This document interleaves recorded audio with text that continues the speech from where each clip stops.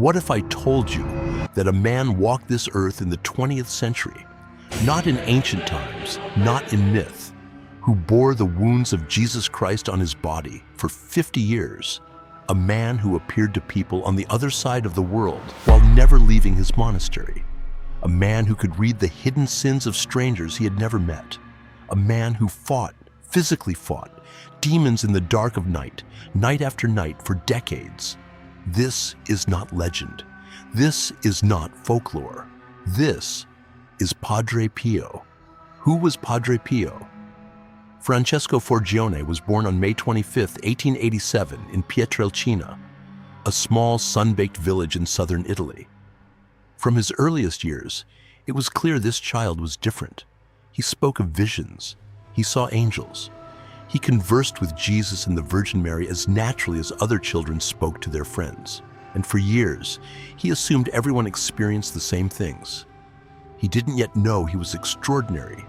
He just knew he loved God. At 15, he entered the Capuchin Franciscan order, and at the age of 22, he was ordained a priest. He took the name Fra Pio, Brother Pio, in honor of Pope Pius I.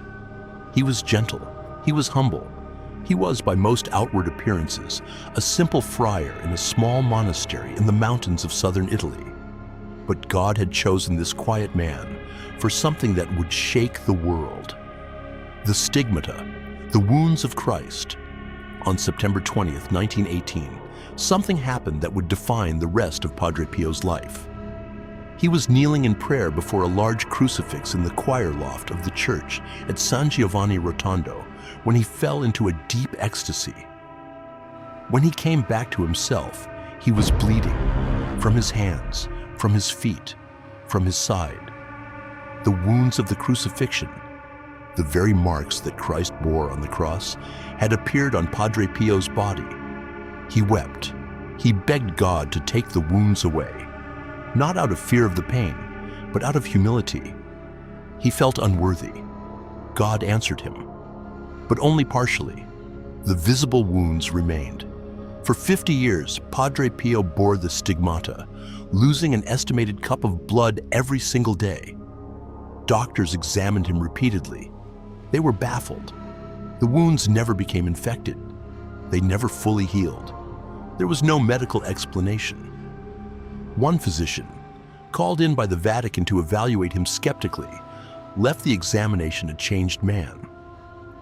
The pain was constant. Padre Pio called his wounds his medals, his intimate share in the suffering of Christ.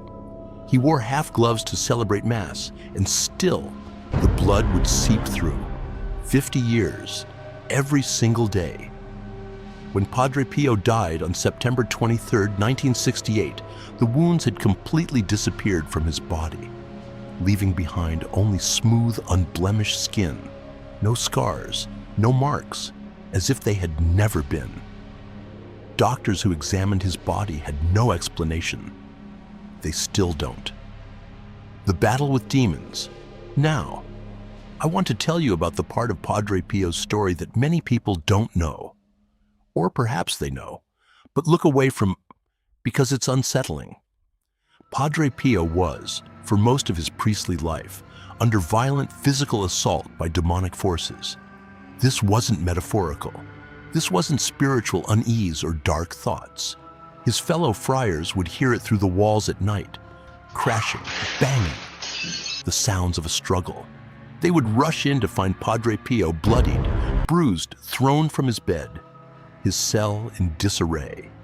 He wrote letters to his spiritual directors describing the attacks in vivid, almost matter-of-fact terms.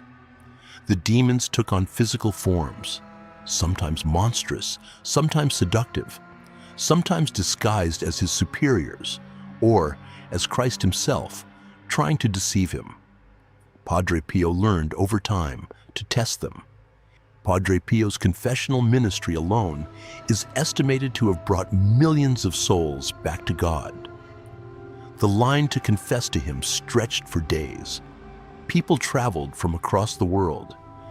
Now let's talk about something that frankly should be impossible: bilocation. the ability to be physically present in two different locations at the same time. This is one of the most thoroughly documented supernatural phenomena associated with Padre Pio, and the accounts are stunning. During World War II, American pilots flying missions over the Foggia region of Italy reported seeing a monk appear in the sky. A monk with a long brown habit, arms outstretched, standing between their aircraft and their targets, turning them away. Military officials investigated. They couldn't explain it. Many of those pilots, years later, made pilgrimages to San Giovanni Rotondo to find out who the monk was. When they saw Padre Pio, they knew. A young woman in Uruguay, desperate and suicidal, reported a friar appearing in her room, speaking to her, saving her life. She later traveled to Italy to thank Padre Pio. He looked at her and said, "I remember you." He had never left Italy. There are hundreds of such accounts. Different countries, different decades, different languages.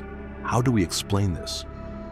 Theologically, the Church has long acknowledged bilocation as a rare mystical gift, a sign of profound union with God, in which the soul's presence can, in some way, transcend the ordinary limits of the body. Scientifically, there is no explanation, and Padre Pio himself, when asked about it, would simply smile and change the subject. Bilocation was not the only gift. Padre Pio had what the Church calls the reading of hearts, the ability to know the sins and hidden interior lives of the people who came to him. People would kneel in his confessional, and before they spoke a single word, he would name their sins. He would reveal things no one could possibly know. Affairs hidden for decades, secret shames, buried griefs. People came to his confessional as skeptics. They left as believers. He also had the gift of prophecy. He predicted events, deaths, recoveries, outcomes of situations, with an accuracy that stunned those around him. He also endured decades of church restriction, a reminder that holiness does not always come with institutional approval. Between 1931 and 1933, he was forbidden by the Vatican from celebrating public Mass, hearing confessions, or corresponding with spiritual directees due to ongoing investigation. He submitted, he obeyed, he prayed, he did not rebel. That obedience, many argue, is itself a miracle. In the final days of his life, those who knew him noticed something strange. His wounds were fading. On September 22nd, 1968, 50 years, almost to the day after the stigmata first appeared, Padre Pio celebrated what would be his final Mass. Those who were there described it as otherworldly. He could barely stand. He wept throughout. When he raised the host, people in the crowd wept too, though many couldn't explain why. He died the following morning, September 23, 1968, at 2:30 a.m. His last words were, "Jesus, Mary." Over 100,000 people attended his funeral. John Paul II had earlier in life written to Padre Pio asking for prayers after a close friend's terminal cancer diagnosis. Padre Pio wrote back saying, "I am not permitted to tell you, but the young woman will not die. She lived. She attended the canonization.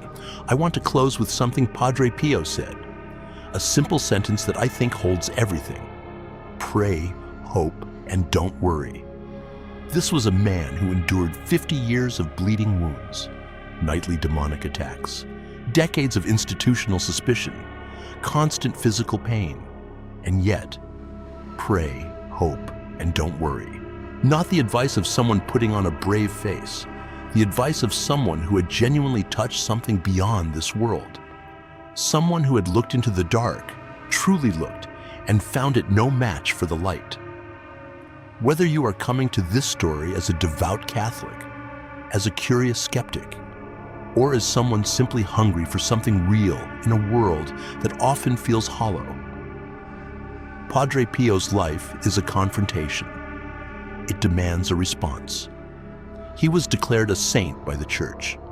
His body, remarkably preserved, rests in a crystal reliquary in San Giovanni Rotondo, Italy.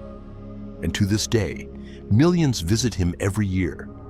He is the most popular saint of the modern era, and now you know why.